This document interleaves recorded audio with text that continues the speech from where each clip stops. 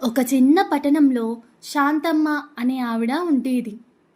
పేరుకు తగ్గట్టే ఆమె చాలా ప్రశాంతమైన మనిషి.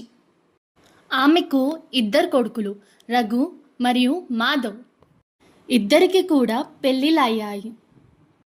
పెద్ద కోడలి పేరు సుమ మరియు చిన్న కోడలి పేరు దివ్య.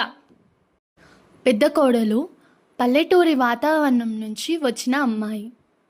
సాంప్రదాయాలు, వంటలు మరియు ఇంటి పనులలో చాలా చురుకైనది. కానీ కొంచెం మొహమాటస్తురాలు. చిన్న కోడలు దివ్య సిటీలో పెరిగింది, ఉద్యోగం చేస్తుంది మరియు ఆధునిక ఆలోచనలు ఉన్న అమ్మాయి. ఇంటి పనులు అంతగా రావు, కానీ చాలా మంచిది. చొరవ ఎక్కువ. మొదట్లో వచ్చిన మనస్పర్ధలు, కొత్తలో ఒకే ఇంట్లో ఉన్న ఇద్దరు కోడళ్ళు వేరువేరు వాతావరణాల నుండి రావడం వల్ల చిన్న చిన్న ఇబ్బందులు మొదలయ్యాయి. సుమ తెల్లవారుజామునే లేచి ముగ్గులు పెట్టి వంటగదిలోకి వెళ్ళేది. కానీ దివ్య తన ఆఫీస్ టైం వల్ల కొంచెం ఆలస్యంగా లేచేది. సుమ తన మనసులో, రోజంతా నేనొక్కదాన్ని కష్టపడుతున్నాను, దివ్య హాయిగా ఉద్యోగం చేసుకుంటుంది అని చిన్న అసూయ కలిగింది. దివ్య తన మనసులో, అక్కయ్య నాతోని సరిగ్గా మాట్లాడటం లేదు, నేను వంట చేయలేను అని నన్ను దూరం పెడుతున్నారు అనే బాధ ఉండేది. అయితే అత్తగారు శాంతమ్మ ఇదంతా ఒకసారి గమనించారు. కోడలను తిట్టడం లేదా వెనకేసుకొని రావడం ఆమె చెయ్యలేదు. ఇద్దరి కోడల మధ్య బంధం పెంచడానికి ఒక ఉపాయం ఆలోచించింది.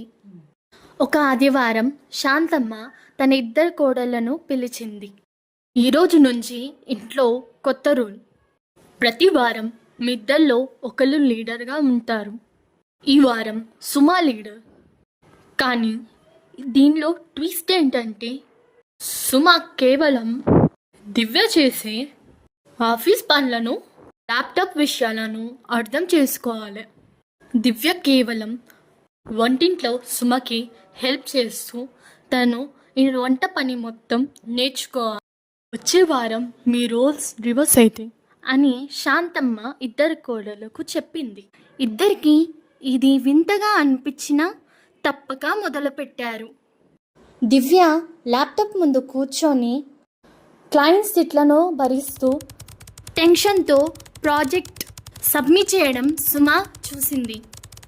ఉద్యోగం అంటే కేవలం ఏసీ రూమ్లో కూర్చోవడం కాదు, చాలా ఒత్తిడి ఉంటుంది అని సుమ గ్రహించింది. అదేవిధంగా వంటింట్లో నిలబడి వేడి వేడి పొగల మధ్య అందరికీ నచ్చిన వంట గుర్తుపెట్టుకొని చేయడం ఎంత కష్టమో దివ్యకు కూడా అర్థమైంది. అక్కయ్య రోజంతా ఇల్లు కోసం ఎంత త్యాగం చేస్తుందో అని దివ్య తెలుసుకుంది. రోజు నుంచి ఒకరినొకరు అర్థం చేసుకున్న తర్వాత ఇద్దరి మధ్యలో ఉన్న మనస్పర్ధలు తొలగిపోయాయి. మా లంచ్ బాక్స్లో దివ్యకి ఇష్టమైన కూరలు చేసి పెడుతుంటే దివ్య ఆన్లైన్లో సుమకి నచ్చిన శారీస్ ఆర్డర్ చేయడం మొదలుపెట్టింది. ఈ కథలోని నీతి, ఒకరి పరిస్థితిని మరొకరి స్థానంలో నిలబడి ఆలోచించినప్పుడు ఏ కుటుంబంలోనూ గొడవలు రావు. అత్త కోడలు అనే బంధం అధికారంతో కాదు, ఒకరిని ఒకరు గౌరవించుకోవడంతోనే బలపడుతుంది.